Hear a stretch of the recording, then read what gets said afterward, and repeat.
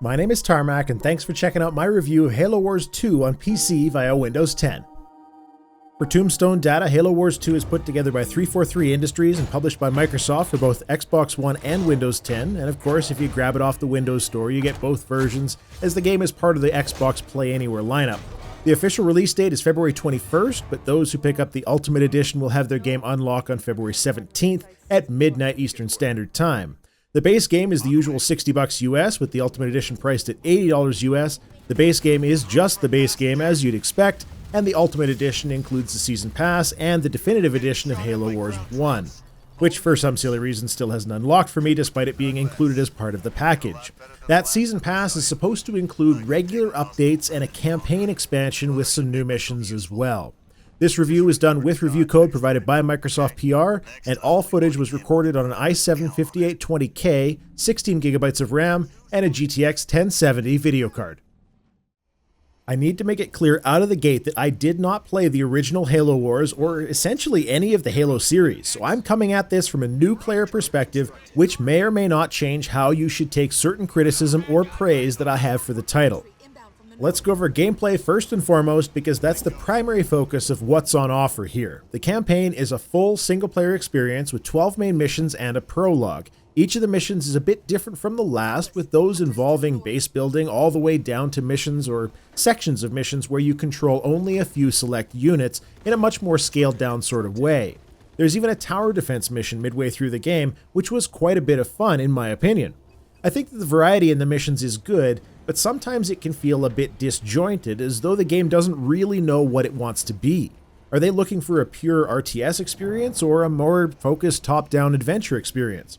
That's not to say that the missions aren't fun, they certainly are. It can just be a bit jarring to the player to have to change gears so frequently in how the game seems to intend for you to play it. Unit movement for the most part is fluid, but there are some iffy UI elements on screen where the game seems confused on whether I clicked on one unit or another, or the minimap for that matter. As an RTS, it operates in both squad-based and non-squad-based combat depending on the type of units you're using, and some of the units seem to act in really odd ways when the pathfinding gets confused. More than once I had a unit get stuck where I couldn't move it even after I had taken all of the surrounding units away. Base building is intuitive, as are upgrades, and it's all done with a radial menu style in order to facilitate controller support, which of course is difficult with most RTS games. Personally, I preferred the mouse and keyboard combo as I usually do, but it is clear that many of the UI design decisions were made with controllers in mind. As a result, the game may lose a little bit of its potential complexity simply due to the controller having fewer buttons and a lower level of precision, but that didn't take away from the fun factor for me. I've never been an amazing professional RTS player, but then neither are over 99% of all gamers. The multiplayer is split up into a couple of sections, each with a variety of modes to keep you busy. The base multiplayer section itself has many of the elements that you might expect. You can control types of match, with the modes being Deathmatch, Dominion for control points, and Strongholds, which focuses on building and holding the most strongholds in the match with a limited time duration. Other options you'd certainly expect include resource levels, fog of war, cooldowns, time limits, and stuff that you can set up for custom games. And there are currently 8 maps with 1v1 to 3v3 variants. In the multiplayer game options, there are also skulls, which is very similar to the mutators in StarCraft II co-op. The skulls do things like reduce unit hit points by half, exploding on death, and that kind of thing. The other aspect of multiplayer is called Blitz, which is a control point game mode where you need to survive waves when played against the computer or simply player units when playing online with other people. The nifty thing about Blitz, and the unfortunate thing about Halo Wars 2, is that the game mode uses cards. Now, I'm not opposed to cards. The way that it plays is through energy pickups on the map, and the energy that you have is a consumable resource that you can use to summon units with the leader you choose and the deck of cards that you build before playing a match. It's actually a really neat game mode. What I am opposed to is the random packs containing cards thing, which is how this game monetizes itself outside of the base purchase. You get packs for completing various things like the first time through missions, the tutorials and such, but you can also buy them, because of course you can. And it's also worth pointing out that anything in multiplayer and Blitz is not available if you have no internet connection. I think that locking the AI version of Blitz in this way is a mistake and something that 343 should fix. The same is true of multiplayer against the AI. I want to bring up the story, but I need to lay down a heavy caveat here like I did at the beginning. I played the original Halo, and that's about it. I'm not even sure that I finished it, to be honest. So, my experience in Halo Wars 2 was, I feel, less than it could have been.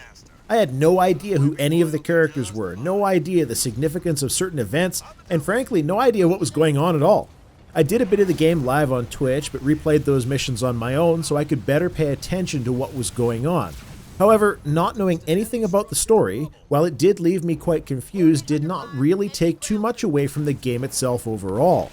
Much the same way a player who's never played StarCraft 2 can jump into the third expansion blind and still have fun, people who have never played Halo games and are not familiar with the lore can certainly have a good time. You just have to expect that you're going to be left behind a bit on the plot. There were even a few aspects of the review embargo provided by Microsoft PR where it mentioned certain things that I'm not supposed to discuss on stream for fear of ruining the experience for people, and I had absolutely no idea why those events were important at all. All that said, while it's not going to win any Pulitzers, it is a competent story and there isn't too much cringing in how it's told. For graphics, man, I love the look of Halo Wars 2. I love the particle effects, the lighting, the water. The areas may look a little like conveniently designed video game levels from time to time, but the aesthetic is great and left little to be desired. The units individually don't look all that awesome when cutscenes show them up close, but when pulled back in the normal view, it all looks great. And I've got to say, I'm a huge fan of being able to rotate the camera in RTS games, so props for that. The soundtrack is awesome, just like every other Halo soundtrack has ever been. Hey, I said I didn't play the games, I didn't say I've never listened to the music. And the music just always seemed to fit what was going on, which it turns out, as I did more research, is actually quite intentional. There are different but complementary audio tracks and a software system to transition from a more ambient song to a heavier action song, depending on whether you're in a base building or combat phase. And that is damn cool. I do have one little bugbear in the audio though, which is the announcer. The voice is a bit dull, but wouldn't be a problem except that he makes sure to say all units or local units whenever you use certain hotkeys, to the point where I just wanted to turn the volume of the voice off. On the topic of performance, the game does need a little bit of work. I'm not sure if there will be a day one patch to address performance issues, but I did periodically run into frame rate problems. For the most part, I got a solid 60 frames per second, but occasionally it would drop into the 50s and 40s, with a rare drop into the 30s in the odd spot here and there. I'll mention again that I'm recording on an i7-5820K and GTX 1070, so despite the fact that I'm playing on Ultra, my system should not be encountering frame rate issues like that in a game of this kind. The unit cap on the screen is not that high, and while I acknowledge that the visual effects are pretty damn spectacular, I'm still not completely happy with the performance. For options, the controller buttons are locked in, but you can rebind keyboard keys at will. Standard resolutions are supported up to 4K, as well as the standards for things like anisotropic filtering up to 16x, texture quality, foliage quality, terrain quality, and shadow map resolution as well, but only SMAA for anti-aliasing. It's even got cloud and particle shadows, which I didn't notice in-game, but I'm sure are there if you look for them. At a certain point, though, it may be worth asking whether certain options should actually be included at all, because if nobody's going to notice them, who cares? The game also has standard audio sliders for music, effects, and voice, with voice chat included for multiplayer purposes.